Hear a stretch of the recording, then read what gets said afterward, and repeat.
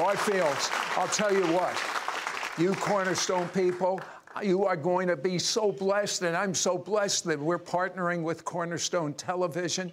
And Hank Kunneman, one of the first times we got together and we started ministering, you gave me a personal prophecy. And I have to tell you, I've been around a long time. And so I hear the prophecies, and I know the ones that miss it and the ones that get it. And unfortunately, too many miss it.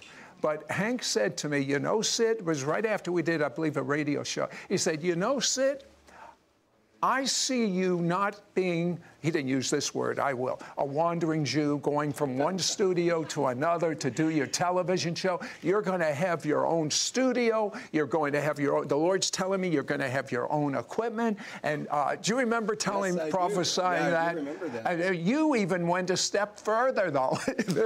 He told me the name of the person that was going to sell me this studio. The studio you see today, he prophesied before I even knew about it. You know, there's so, thank you. You know, there are so many prophecies I'd like to talk to you about, but one in particular, for Oral Roberts to talk about you being the most accurate prophet he knows, you actually, if I understand right, according to my notes, you prophesied his death? Yeah. When I was in his home, actually. Tell me about that. Yeah, his wife had gone home to be with the Lord. And I said to him, I said, Oral, you know, he really wanted to go be with his wife. And I said to him, what are you going to do? He was 89 years old. I said, what are you going to do when you're 91? And there shall be the sounds of Christmas bells. And just before Christmas, there shall be a gathering of angels. And there shall be a welcoming home of you as one of God's great generals that have walked this earth. And he actually died December 15th on my dad's birthday. Now, I was told... At 91.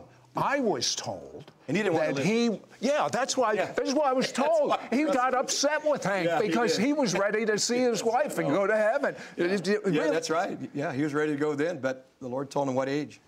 Well, there's so many other things we can talk about. Just to kind of establish the authenticity of your words, you had some prophecies over... former President Bill Clinton. Tell me about that. You know, I was doing a series of meetings in the southern part of the United States, and I was praying for one particular meeting, and all of a sudden I went into a vision.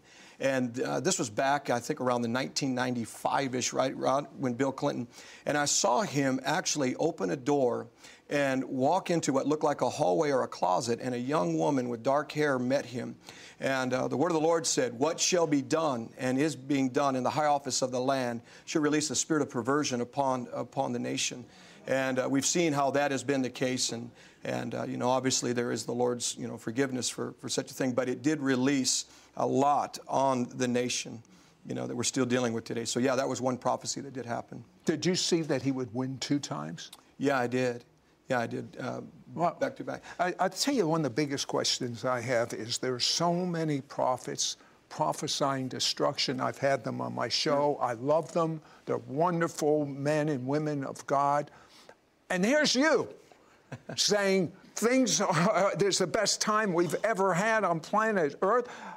How come so many are seeing gloom and doom? Well, let me tell you about an experience that the Lord, this was just recently. I went before the Lord and he was grieved for 2 days. And I kept pressing God, saying, God, I want an answer. What are you grieved about? And the Lord began to deal with me. And he said, Hank, he said, too many are prophesying the obvious.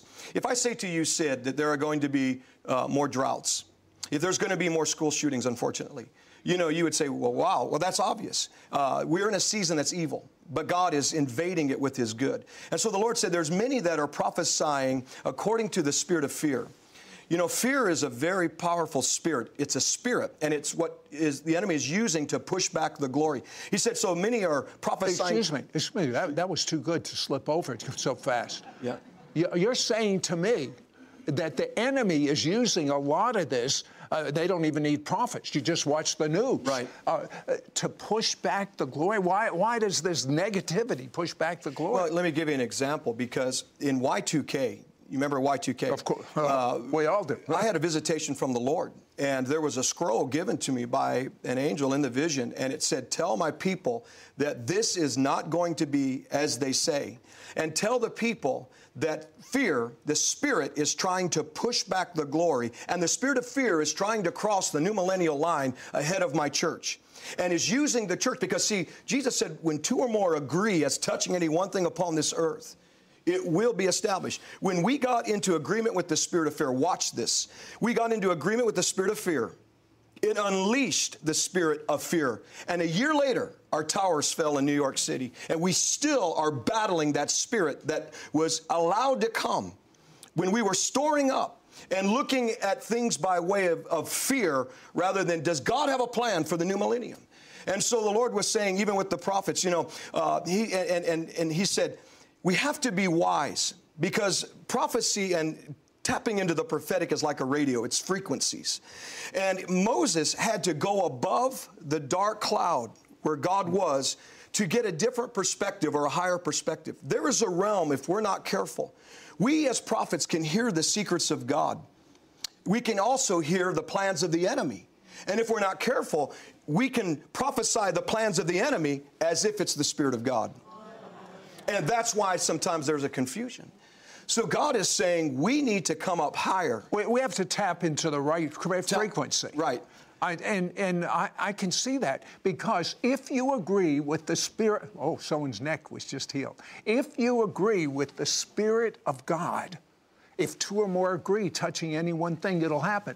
What if you agree with the Spirit of the God with a small g of this age? You see, I believe the media and unfortunately many prophets are tapping into the second heaven rather than higher up, the third heaven, where God is. I'll tell you what, this is interactive, this show, and we have questions. Ryan, do you have a question for us? Yeah, Sid, Hank, this is a big one right off the bat. Will Obamacare be overturned? You know, the Spirit of God... I'll tell you what, would you hold that for hold that thought for one moment? When we come back, I want Hank to answer that question, because he's heard from God on this. We'll be right back. We'll be right back to It's Supernatural.